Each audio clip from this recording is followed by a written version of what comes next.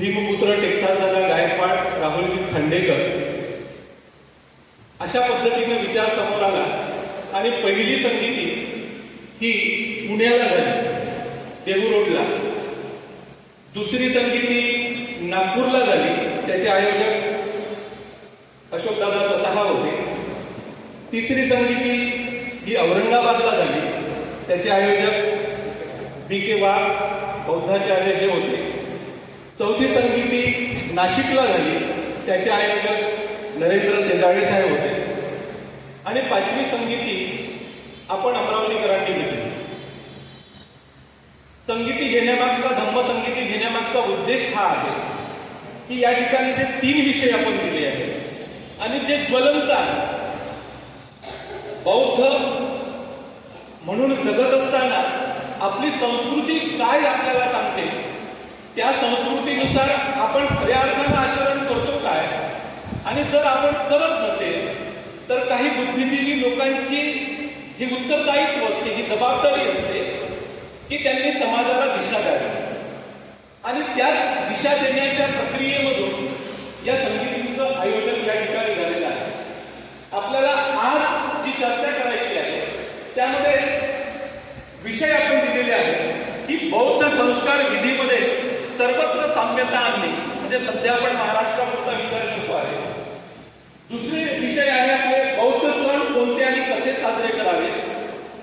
तिसरा विषय आपला आहे ब्राह्मी शब्दाऐवजी बौद्ध सांस्कृतिक शब्दावली तयार करणे. या 3 विषयावरच या ठिकाणी आपल्याला चर्चा करायची आहे. बौद्ध संस्कार विधीमध्ये महत्वाचा जो विवाह संस्कार आहे तो कशा पद्धतीने आपला झाला पाहिजे, आणि इतर जे आपण संस्कार करतो, आजकाल संस्कारांचं पीक येऊन राहिलेलं आहे. इव्हेंट मोठमोठे संस्कार होत राहिलेले आहेत. जन्मदिवस असेल, अंतिम संस्कार असतील, गर्भसंस्कार, असे अनेक संस्कार आपण पाहतो. त्या सर्व संस्कारावर आपल्याला आज इथे चर्चा करायची आहे. त्याच्यानंतर सण सुद्धा आपले कोणते आहेत. संस्कृती म्हटल्यानंतर सण, उत्सव, समारंभ हा भाग येतो, पण तो सण बौद्ध संस्कृतीला अपेक्षित आहे काय, यावर सुद्धा आज चर्चा झाली पाहिजे. आणि अनेक लोक, आपण स्वतःला बौद्ध म्हणणारे सुद्धा शब्दावली वापरत असताना, शब्द वापरत असताना, जसा व्यासपीठ हा शब्द आहे तो आपल्या संस्कृतीत येतो काय, अनेक असे शब्द आपल्याला दिसतात. तर हे म्हणजे स्वर्गवासी असेल, बुद्धवासी असेल, असे अनेक शब्द आहेत.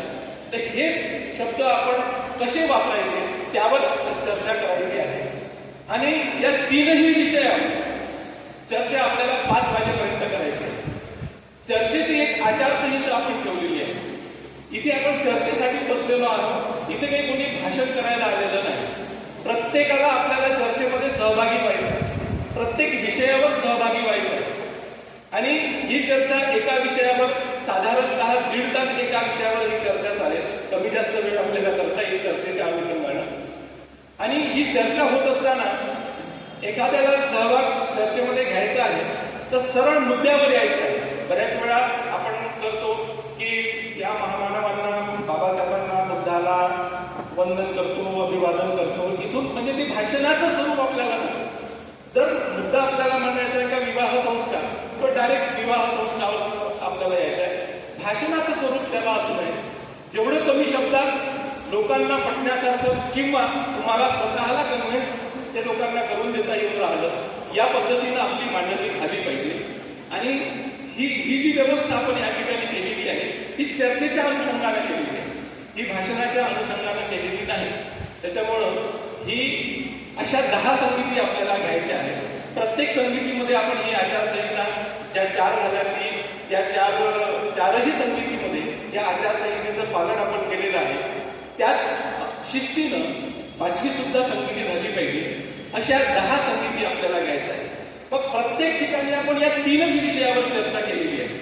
काही लोक अगोदरच्या संगीतीमध्ये असतील त्यांना हे वाटेल का ही चर्चा तिथेही झाली होती, पण प्रत्येक विभागामध्ये काय काय मतं आहे या विषयावर, ते मतं आपल्याला या ठिकाणी मांडायचे आहे.